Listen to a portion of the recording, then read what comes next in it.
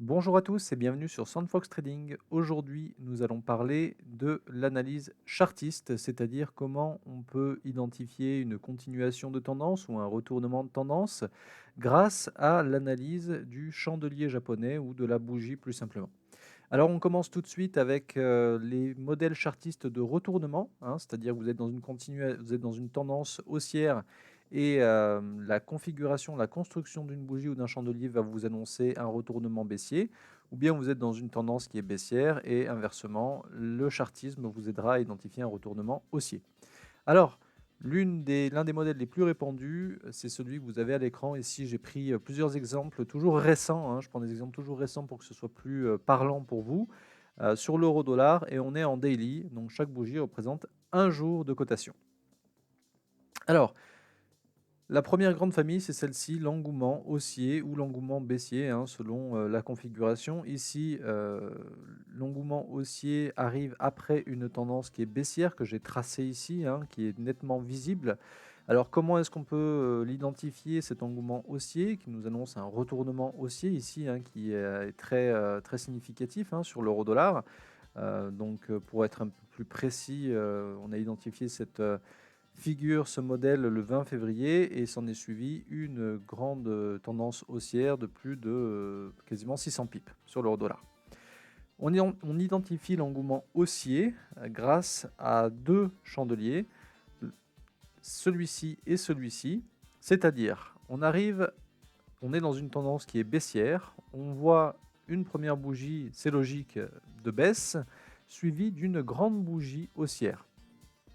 Ça concrètement, ça veut dire quoi? Ça veut dire que les vendeurs s'essoufflent et qu'on est face à tout d'un coup un volume important d'acheteurs, traduit par cette bougie verte, cette grande bougie verte.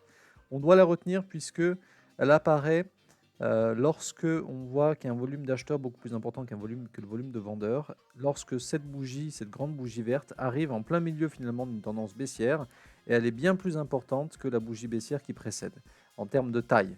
Hein. Vous voyez que cette bougie du 21 février, on pourrait quasiment mettre 3 bougies du 20 février dedans. Et voilà ce que c'est un engouement haussier. Vous pouvez le trouver ici en retournement haussier sur l'euro-dollar fin février. Ça peut aussi se trouver bien sûr sur des engouements baissiers dans des tendances qui sont haussières. On enchaîne tout de suite avec une autre figure qui est très connue et très prisée pour les chartistes. C'est ce qu'on appelle le harami. Alors le harami est un petit peu plus subtil que l'engouement, dans le sens où la bougie qui nous donne le signal est plus petite que celle qui précède. On a vu que dans l'engouement haussier, on avait une grande bougie haussière à la place dans une tendance baissière. Et ici, la bougie est plus petite. On voit qu'on est dans une tendance qui est baissière. On identifie une première bougie qui est baissière, c'est logique dans cette tendance, mais suivie d'une bougie haussière qui est inférieure en taille à la bougie baissière. Et effectivement, ici, ce sont tous des modèles qui ont été vérifiés sur l'euro-dollar et qui ont fonctionné, hein. La preuve que c'est important d'identifier et de se servir de ces outils pour pouvoir prendre des décisions aussi, même si ça ne fait pas tout. On voit qu'ici, donc c'est-à-dire le 1er octobre 2019, il s'en est suivi une hausse de plus de 200 pips sur l'euro-dollar. On est en daily encore une fois. Si on revient sur l'engouement haussier, qui est plus récent, on voit que à partir du moment où on a eu le modèle qui s'est confirmé, c'est plus de 600 pips sur l'euro-dollar qui pouvait être glané grâce à cette technique et grâce à ce modèle chartiste. Donc à retenir, engouement haussier, alors qu'on est dans une tendance baissière, on a une grande bougie verte qui succède à une bougie rouge, hein, un volume d'acheteurs plus important. Plus subtil sur le harami, la tendance sera en retournement, oui, mais plus progressive, puisqu'on aura une bougie qui sera plus petite en taille que la bougie baissière, qui est une bougie de tendance, et qui nous annonce un retournement. Mon petit conseil sur le harami, c'est d'attendre d'autres confirmations et d'autres signaux pour pouvoir acheter. Il n'empêche, hein, si vous aviez pris vos précautions et étiez un petit peu plus prudent, seriez peut-être rentré à ce niveau-là, hein, sur cette bougie-là, exactement, et vous auriez pu tout de même gagner plus de 100 pips sur l'euro-dollar. On enchaîne avec les autres figures techniques, les autres figures chartistes, avec ce qu'on appelle l'étoile du matin ou l'étoile du soir. Donc ici, j'ai identifié une étoile du matin. C'est encore plus récent, hein, puisque on est exactement fin mai 2020. Alors comment est-ce que ça fonctionne? C'est un motif de retournement haussier ici, hein, puisque on voit bien qu'il y a une hausse, une tendance haussière qui s'est dessinée juste après. On l'identifie avec 3 bougies, un ensemble de 3 bougies. Premièrement, une bougie baissière, une bougie rouge, qui a un corps assez long, hein, vous le notez ici, suivi d'une bougie qui est très très courte, hein, qui n'a quasiment pas de corps et qui tout simplement va refléter l'affrontement entre les vendeurs et les acheteurs, et du coup un certain niveau d'équilibre qui va se manifester et qui va prédire le retournement haussier, puisqu'on voit, on peut l'identifier comme un tassement, comme un essoufflement des vendeurs, et finalement une hausse à venir. Et c'est exactement ce qui s'est produit sur cette étoile du matin. Alors l'étoile du soir, c'est la même chose, mais du coup en retournement baissier tout simplement, hein. Faites attention aux dénominations, parfois c'est trompeur, mais ce qu'il faut retenir avant tout, c'est les formes et les constructions de bougies. Après, vous pourrez les identifier et vous pourrez les répliquer absolument partout, ce ne sera pas du tout un problème. On le voit ici, hein, ça a très bien fonctionné une fois de plus. Modèle de 3 bougies, une baisse, un équilibre, une hausse encore plus importante que la baisse, hein, ce qui est un signal encore plus positif. On serait rentré sur le marché en point d'entrée en prenant nos précautions, c'est-à-dire qu'on aurait attendu la confirmation avec la seconde bougie qui a suivi. On serait rentré après, ça aurait quand même donné au moins tout ça de hausse, c'est-à-dire plus de 300 pips, encore une fois. Hein, ça, c'est pour du coup un day trader, puisqu'on est en daily. Mais ça se trouve, on peut retrouver ces figures et ces modèles chartistes exactement sur d'autres temporalités. Ça fonctionne aussi très bien. J'enchaîne avec le pendu. Le pendu, autre figure de retournement. Comment est-ce qu'on peut l'identifier, le pendu? Tout simplement, visuellement, c'est très facile, grâce à cette bougie-là, celle qui est au centre, qui a un corps qui est tout petit, très court, hein, presque carré tout en haut de la bougie, parce qu'ici, on est dans une tendance qui est haussière. Ce qu'on attend donc, c'est un retournement baissier dans le cas de l'analyse du pendu. C'est ce qui va nous dire, ce qui va nous annoncer, avec une mèche qui est très longue. On voit qu'à l'ouverture sur cette bougie, c'est la bougie du 3 août 2020.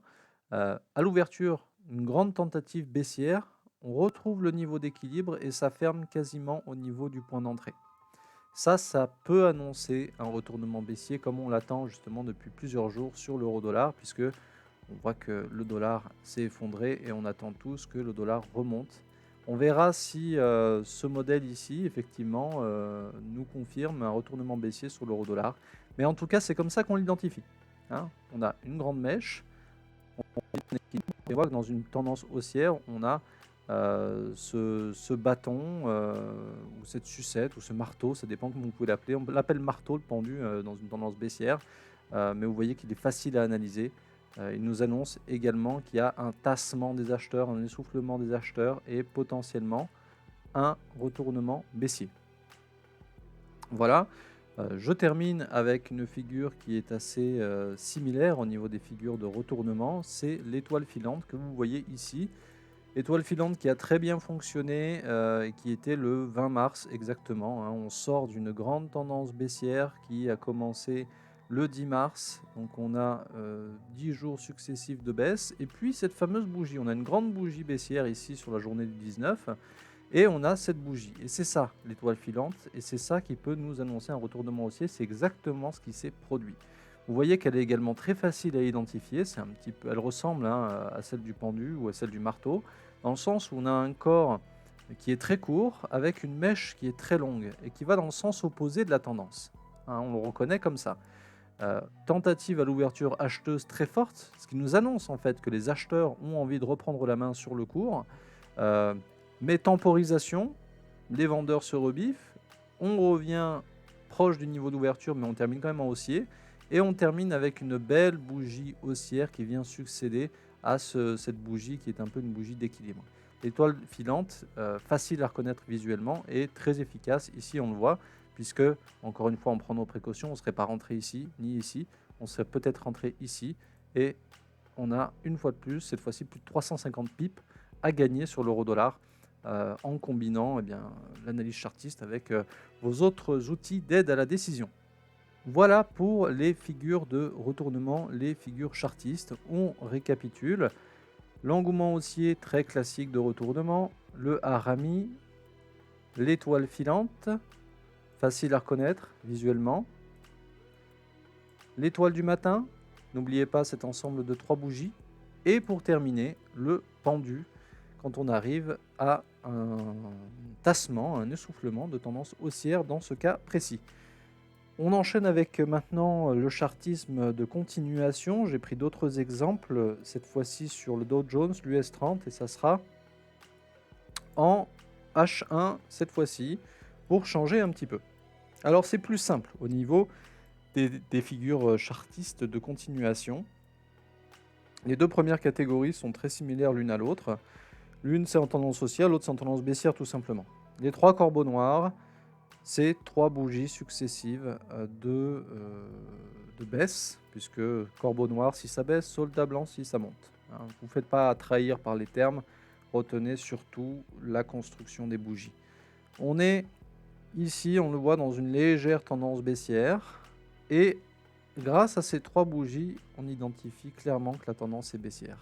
C'est une succession de 3 bougies de taille relativement importante, puisqu'elles annoncent des volumes importants. Ici, les corbeaux noirs, donc des volumes vendeurs, qui sont de taille assez proches les unes des autres. Hein. Les proportions ne sont pas parfaites sur ce modèle-là, mais ça fonctionne quand même. C'est quand même 3 corbeaux noirs. On a 3 bougies continues, 3 heures successives de baisse avec des volumes baissiers et pas de problème entre les bougies de retournement ni de respiration. Et ça nous annonce clairement une continuation de la tendance baissière.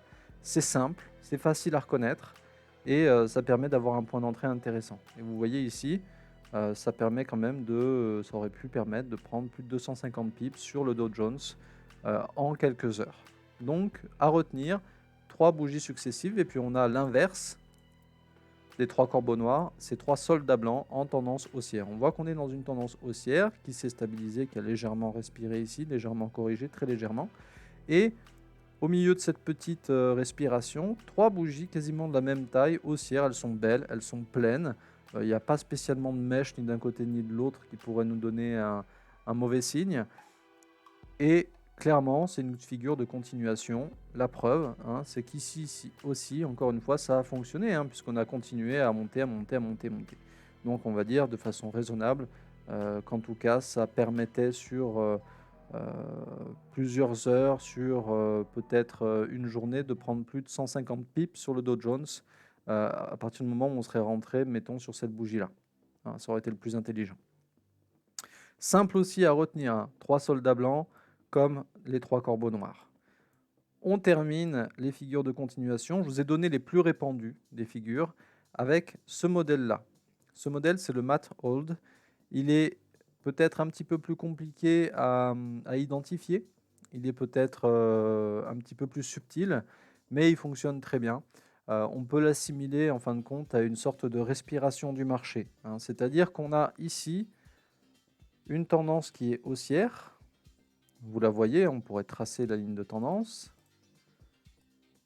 Elle est là. Une grande bougie haussière sur le Dow Jones, ça se stabilise. On a encore une grande bougie haussière, ça se stabilise, ça retrace légèrement et ça remonte derrière. Le Mat Hold, c'est ça. Une grande bougie haussière de tendance, puisqu'on est dans une tendance haussière. Une grande bougie haussière qui annonce des volumes acheteurs.